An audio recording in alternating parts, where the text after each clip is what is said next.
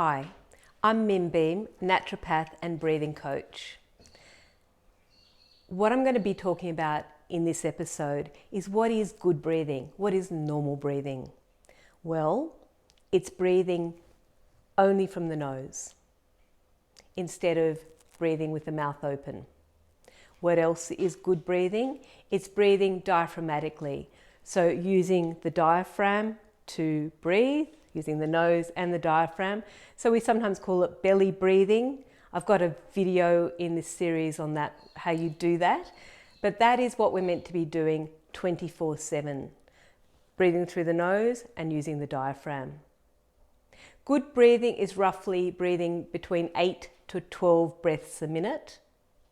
Dysfunctional breathing is 15 to even 30 breaths a minute. Good breathing is using about 500 mils per breath. That's going to change if you're a smaller person or a bigger person. Dysfunctional breathing is using up to 1 to 2 litres a breath. Of course, that's going to change. If you're running up a hill, you're going to be using more of your lung capacity. So good breathing is functional on what's happening to you. So if you're stressed, your breathing might be faster, but it should still be through the nose and using the diaphragm. Good breathing is also having a good posture.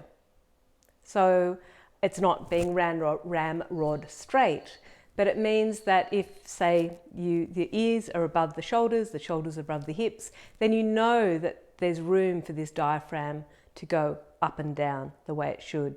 So if we're sitting like this, which we often do at our desks, the diaphragm has nowhere to move or can't move. So important sitting or standing to have a relatively erect spine. Good breathing should also be silent, at rest. Again, it's functional. If you're running hard, you'll hear someone's breathing. And remember, you can run or you can work out to 90% of your maximum and still have your mouth closed. But at rest, your breath should be inaudible. It should be soft. Now, a lot of these things you don't have control over. So how many breaths per minute, for example? You're not going to suddenly say, oops, I've had my 8 breaths, I'm going to stop now for the rest of the minute. The breathing exercises I teach, based on the Buteyko method, but also other techniques, will help the brain recalibrate so that you do breathe in a functional, optimal way. What you have got control over is your posture, so that your diaphragm can move freely. You also have control of whether you have your mouth open or closed. So I hope that's been informative for you. Until next time.